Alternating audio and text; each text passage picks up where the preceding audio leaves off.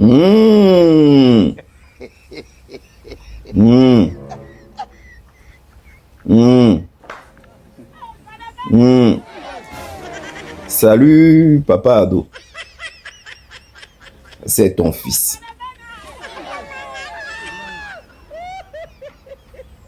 Papa, il vient ce matin car j'ai plein de choses à dire.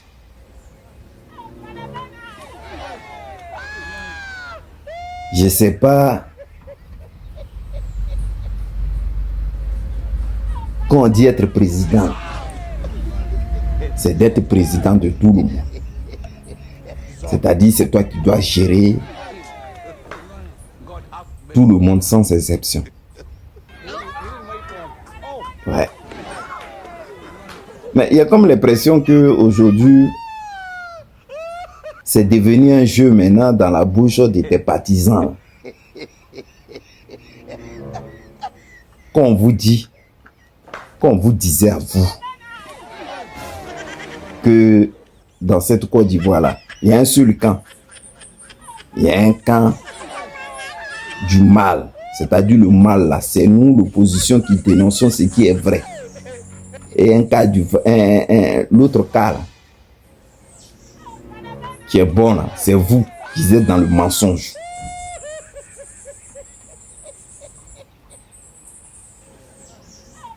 Là, le procureur n'est pas sorti pour parler. Il n'est pas sorti pour parler. Le procureur, on dit, c'est fait rare. Mais il y a des trucs où il doit sortir pour parler là. Là, il n'est pas sorti pour parler, monsieur le procureur. Vous voyez ces bandes-là qui sont en haut. Je vais les appeler des bandes. Ils s'appellent, d'après eux, c'est les Mogors d'Ado. Eux, ils sont les gars d'Ado. Les Mogors d'Ado, ils s'appellent. Vous là, je vais vous un peu rafraîchir la mémoire avant de vous dire vos récits, vos conneries que vous êtes en train de faire 2 jours là sur Facebook. Les Mogors d'Ado là. C'est-à-dire ça là, si c'était l'opposition qui était sortie pour dire les Mogors de Père Anu là, il y a longtemps, vous étiez venus les prendre en encagoulé pour aller les jeter à la maca. Pour dire non que ils font un truc de terrorisme, attentat de trucs d'État. Eux là, et on les a bien filmés, on dit ils s'appellent les Mogors d'Ado. D'accord. Moi, je vais vous rappeler un peu, parce qu'il y a des faits qui sont là, mais il y a comme l'impression que vous êtes endormis. Mais je vais vous rappeler ça. Quand il y a eu un coup d'État,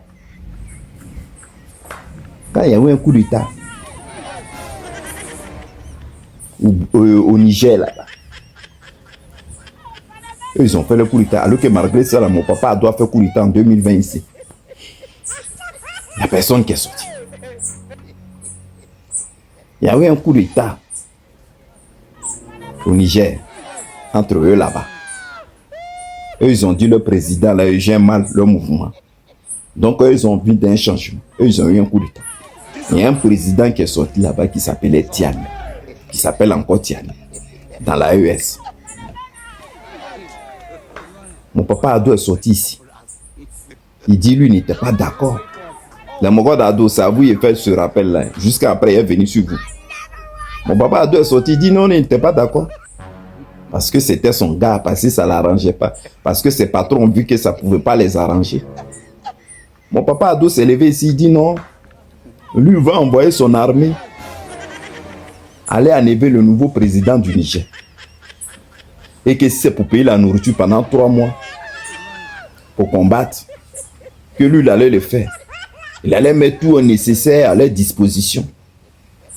Pour que, jusqu'à ce que le nouveau président, là, tombe.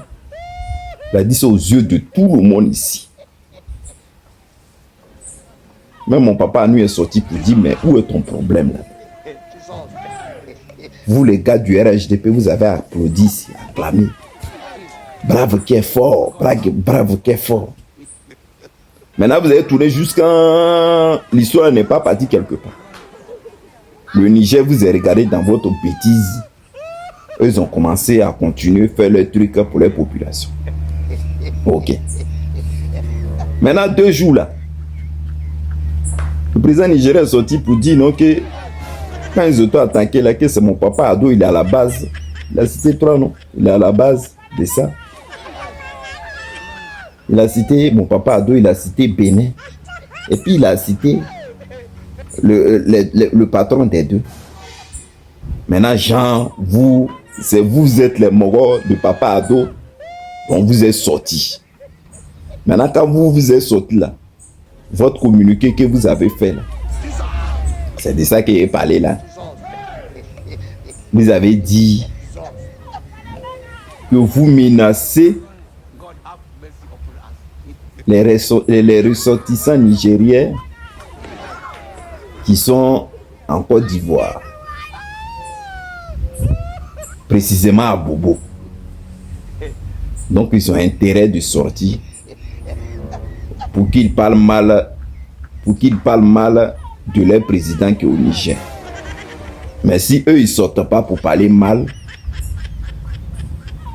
vous allez fermer leur rideau. C'est-à-dire dans un état de droit. Vous êtes qui? Un état de droit, un gouvernement qui marche normal.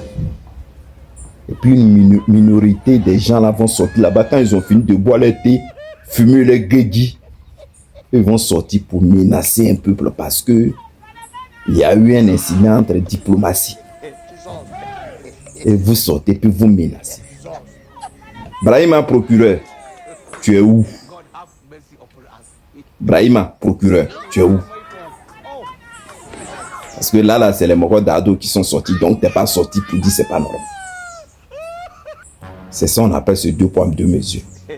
Quand on a commencé à parler mal des Libanais ici, tu as fait un long courrier pour menacer que c'était passible devant la justice, que ceux qui allaient menacer comment on appelle, les Libanais, là, tu allais les mettre en prison. Voilà, les gars, ils sont sortis. Il y a une vidéo à l'appui. Clair. Tu es où, Brahima? Pour dire non, ce qu'ils sont en train de faire là, c'est pas bon. C'est pas sorti pour parler.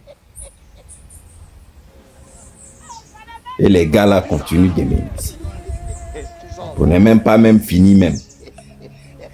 Tellement là que le président Tiani vous a effrayé, petit bip qu'il a fait là, vous avez commencé à trembler. Il a dit tout simplement qu'il n'avait pas vous regarder, que c'était la dernière fois. Si vous recommencez encore là, eux ils vont répliquer. C'est ça qui a commencé à trembler. Jusqu'à même vous allez appeler ambassadeur du Niger qui est en Côte d'Ivoire. C'est-à-dire pour le recadrer. Il a quoi à voir là-dedans? Même s'il est représentant du président du Niger. Nous, on est les moraux d'Ado. Donc, nous, on n'aime pas qu'on parle mal d'Ado comme ça. Et nous, on n'est plus d'accord avec ça. Et on ne doit pas regarder qu'on parle de notre président comme ça. Ah bon? De la manière que vous êtes en train de réagir là maintenant, on dit quoi maintenant de nos papas à nuit alors? Matin, midi, soir, vous êtes en train de l'insulter, parler mal à un ancien président. Qu'est-ce que vous n'avez pas dit sur lui ici? Et c'est allé quelque part. Et puis vous êtes agité. Hein? En plus, ce qui même me plaît dans cette histoire, c'est que parmi eux là, il va mettre une petite photo. Il met une petite photo. Vous-même, vous allez regarder. Ce qui me fait même rigoler, c'est que même quand vous les regardez leur visage. Vous voyez leur visage, non? Est-ce que vous êtes sûr que même c'est les vrais Ivoiriens? Est-ce que ceux-là, ils ont un comportement de bons, vrais Ivoiriens? On n'a qu'à se dire la vérité. Il a mis la première photo, vous avez vu leur visage, non?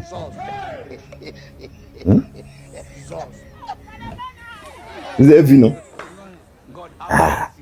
Donc vous êtes là, vous êtes en train de lutter, parce que non, ils ont parlé de papa Ado. Tellement même que vous aimez mon nom papa Ado. Voilà l'histoire de vos parents. planteurs de cacao là qui souffrent. Ils ont du mal même à écouler leur cacao, le produit là. Ça là, ça vous intéresse pas. Même pour aller les soutenir dans leur souffrance, eux ils sont là.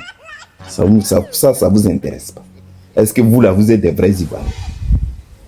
Mais il y a un petit truc qui nous a échappé. C'est-à-dire, un vrai Ivoirien même là ne peut pas se comporter de la manière que vous êtes en train de vous comporter. La petite chose que vous pensez que nous les Ivoiriens on dort pas. C'est-à-dire quand vous parlez là, nous on regarde dans votre visage et on sait que vous n'êtes pas les vrais Ivoiriens. Vous n'êtes même pas nés ici. C'est-à-dire, on va trouver que vous étiez au Mali, au Burkina, et on vous a pris là-bas pour vous ramener. Si vous êtes grandi ici, donc vous croyez que vous êtes trop Ivoiriens, que nous-mêmes les vrais Ivoiriens. C'est vous qui parlez quoi. C'est la politique Côte d'Ivoire même est tombée. Hein? Je vous montre cette photo là-haut. Regardez. Regardez son visage là-bas. Le gars que vous voyez là, il s'appelle Yakou Daouda. Monsieur Yakou Daouda, c'est son nom. Il est malien de père et de mère. Eux-mêmes maliens. Ça là même c'est versé encore du bon. Voilà. Donc, toi tu es de père, de mère malien. Et puis toi tu demandes... et toi tu demandes aux Ivoiriens de s'en prendre au Nigériens. À Abidjan. Ton papa, ta maman, ils sont maliens. Ton homme était malien.